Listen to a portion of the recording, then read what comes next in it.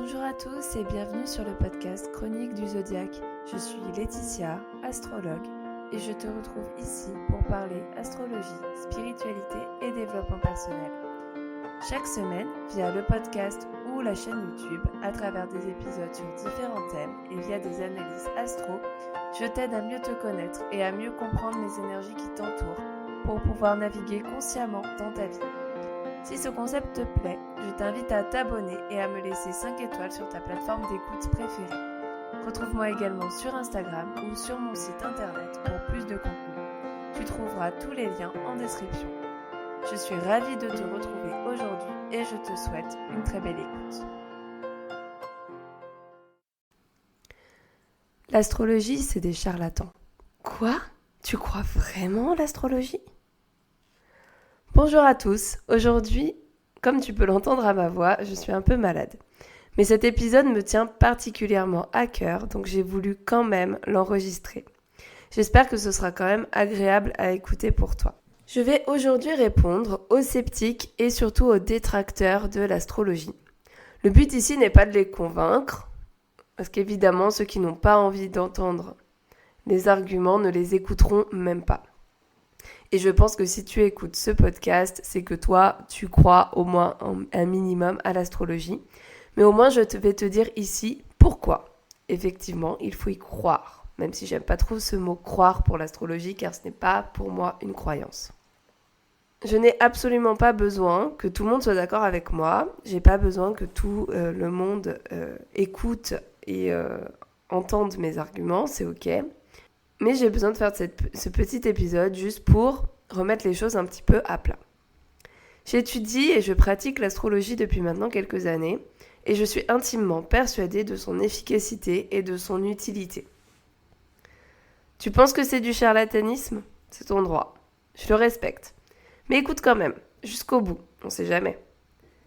Si tu t'intéresses un tant soit peu à l'astrologie, et je pense que c'est quand même ton cas si tu écoutes ce podcast, tu as déjà dû entendre les critiques qui lui sont associées. Les Gémeaux ne sont pas tous pareils, Gémeaux ou autres signes bien entendu, c'est l'effet Barnum, etc., etc. Le but de cet épisode est d'y répondre de manière calme et posée, mais surtout de remettre les pendules à l'heure. On va donc voir ensemble 5 arguments des détracteurs de l'astrologie et y répondre. Et maintenant, on passe tout de suite au premier argument. Le premier argument qu'on entend souvent, c'est que l'astro, c'est pas scientifique. Cet argument, c'est l'un des plus courants, et il consiste à dire que l'astrologie n'a pas été prouvée scientifiquement. Mais en fait, qui a dit que c'était une science exacte, l'astrologie ? Sûrement pas les astrologues.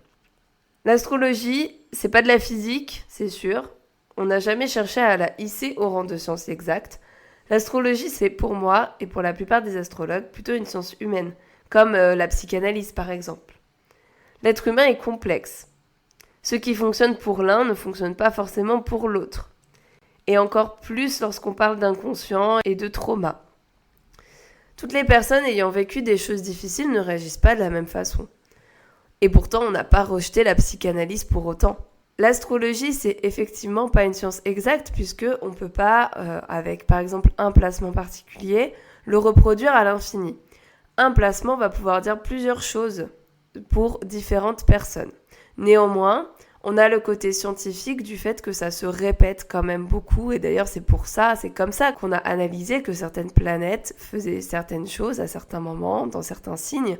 C'est grâce à la répétition de leur signification. Le but de cette critique, c'est de démontrer que comme c'est pas scientifique, l'astrologie elle est sans valeur. Mais dans ce cas, tout ce qui n'est pas scientifique est sans valeur. L'art, par exemple, c'est pas scientifique, que je sache. Donc c'est sans valeur ? Je ne pense pas. Argument numéro 2, c'est de dire que tous les gens du même signe ne se ressemblent pas. Alors ça, c'est mon préféré d'argument, parce qu'il est clairement avancé par des personnes qui ne connaissent pas l'astrologie et qui ne se sont pas du tout renseignées. Pour ceux qui ne le savent pas encore, et ça c'est ok, il n'y a pas de souci, on peut débuter. Ce qu'on appelle notre signe, c'est notre signe solaire. C'est l'endroit où était le soleil le jour de notre naissance.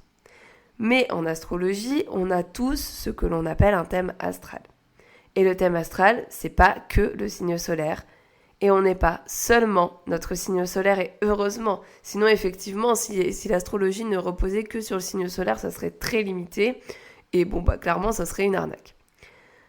Un thème astral, ça se compose en tout de 12 signes, de 10 planètes, de 12 maisons et d'aspects, ainsi que d'astéroïdes. C'est un langage complexe, et le thème astral est unique à chacun. Dire que l'astro, c'est nul parce que tous les Gémeaux ne sont pas pareils, c'est comme dire qu'un livre est nul juste parce que la couverture ne nous plaît pas, ou juger un film juste sur son affiche. Mais c'est pas de la faute des gens. Effectivement, l'astrologie que l'on nous vend au quotidien et qu'on connaît tous via les horoscopes n'est pas représentative du tout du travail des astrologues. Les horoscopes sont un appât, mais ils ne sont pas assez précis car ils sont trop généralistes. On en arrive donc, naturellement, tout doucement, au troisième argument. Le troisième argument, c'est de dire que c'est trop vague, ça marche pour tout le monde, le fameux effet Barnum. Vous le connaissez cet effet Barnum, c'est le fait que si on entend des qualités, des caractéristiques, le cerveau va forcément vouloir trouver des points de concordance avec nous. Donc oui, effectivement, les horoscopes fonctionnent avec l'effet Barnum. Ça, on ne dit pas le contraire. Ils sont ultra généralistes et ils peuvent donc correspondre à beaucoup de gens. Mais encore une fois, l'astrologie sérieuse, ce n'est pas ça. Le vrai travail des astrologues, ce n'est absolument pas ça. Une lecture personnalisée d'un thème, c'est beaucoup de préparation de la part de l'astrologue pour pouvoir analyser le thème dans sa globalité et dans toutes ses subtilités. Un placement, ça peut vouloir dire plusieurs choses et ça sera influencé par les autres placements du thème. Par exemple, je prends au hasard un soleil en bélier. Parce que on est en plein dans la saison du bélier, donc tant qu'à faire, on va prendre le soleil en bélier. Quelqu'un qui est bélier solaire ne le vivra pas du tout de la même façon en fonction du reste du thème. Je prends 2 exemples différents. Par exemple, un soleil en bélier, mais il est ascendant lion et lune en capricorne. Ça va être quelqu'un qui va tout faire pour s'imposer, qui sera ultra compétitif, qui pensera à lui en premier. Il sera assez froid avec sa lune en Capricorne, mais il sera pas forcément trop dans ses émotions. Alors que si je change et que je prends un soleil en bélier, ascendant poisson et lune en cancer, alors là, c'est plutôt quelqu'un qui va agir que grâce à ses émotions, grâce à son instinct. Il va être ultra émotif, il aura du mal à contrôler ses émotions et il aura du mal à lui réaliser ses ambitions contrairement à l'autre. Un soleil ne suffit pas puisqu'il va falloir regarder tout le reste du thème. Et là, je n'ai fait que regarder à chaque fois que le signe solaire, l'ascendant et la lune, qui, bien qu'importants, ne sont pas du tout l'intégralité d'un thème. Le 4e argument, c'est que c'est dangereux et que ça influence les gens. Mais c'est comme tout, ça dépend de ce qu'on en fait. La religion, la politique, etc., ce n'est pas mauvais en soi, mais ça dépend de ce qu'on en fait. L'astrologie, c'est la même chose. L'astrologie en soi est un super outil, mais effectivement, si on en abuse et qu'on essaye de contrôler les gens, ça devient quelque chose de délétère. L'astrologue est là pour guider, pas pour dire ce que l'on doit faire. Le thème natal, c'est un outil pour avancer et pour mieux se connaître, même dans le prévisionnel. Un astrologue pourra mettre en lumière des tendances, il pourra jamais dire que ce qu'il voit est un fait. Il pourra pas vous dire je vois tel placement dans ton futur, du coup tu rencontreras telle personne tel jour. Tu rencontreras l'homme de ta vie et du coup tu es obligé de te mettre en couple avec. Alors ça, si un astrologue vous dit quelque chose dans le genre, mais fuyez, prenez vos jambes à votre cou et fuyez le plus vite possible. Tu as toujours ton libre arbitre. Quoi qu'il arrive, c'est toi qui décides. Un astrologue qui a une bonne éthique te rappellera toujours que tu peux t'aider des informations qu'il te donne, mais que ce n'est pas une fatalité. Bref, un bon astrologue, il est là pour t'aider et pas pour t'influencer. 5e et dernier argument, c'est juste du business, c'est un moyen de gagner de l'argent grâce aux gens crédules. Ok, je vais poser une question. Dans quel domaine n'y a-t-il jamais eu d'abus ou d'arnaque ? Dites-moi. Je vous laisse 1 heure pour répondre, sujet de philo. Non, plus sérieusement, ce n'est pas parce que certains s'en servent à mauvais escient que toute l'astrologie est à bannir. Il y a des arnaqueurs. Oui, effectivement, il y en a qui arnaquent, qui n'y connaissent rien et qui du coup disent n'importe quoi pour influencer les gens et les inciter à les payer davantage. Ok, c'est sûr. Par contre, il y a des vrais astrologues avec une belle éthique qui eux sont là pour le bien des gens, pour les aider et pour leur proposer un vrai outil pour mieux se connaître et pour mieux naviguer sa vie.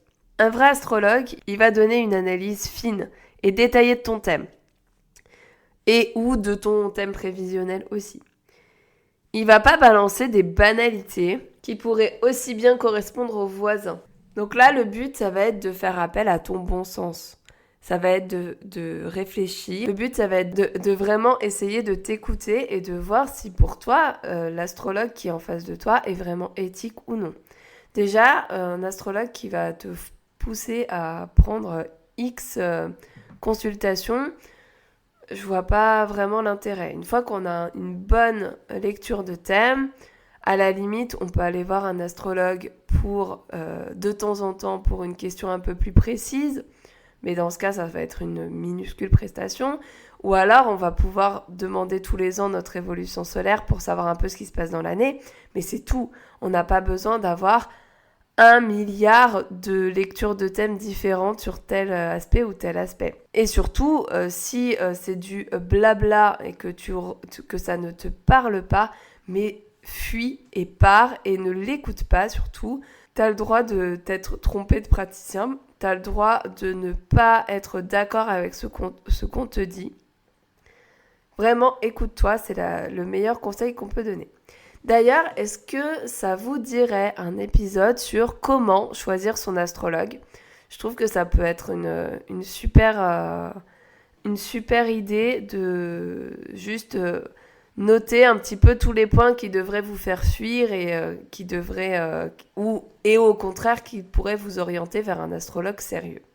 Dites-moi en commentaire, donc de la vidéo ou du podcast ou par DM sur Instagram, si ça vous dit un épisode pour choisir son astrologue. Dans ce cas-là, commentez-moi 1 étoile ou alors dites-moi carrément en commentaire. L'astrologie, c'est un langage symbolique. C'est une grille de lecture de toi et du monde. Si ça ne te parle pas du tout, c'est ok. Tu trouveras quelque chose qui te correspondra. Mais si ça aide les gens, je ne vois pas pourquoi on devrait s'acharner et essayer de la démonter. L'astrologie, c'est un outil, on ne le dira jamais assez, c'est vraiment un outil de connaissance de soi. Ça va être vraiment à rapprocher de la psychologie.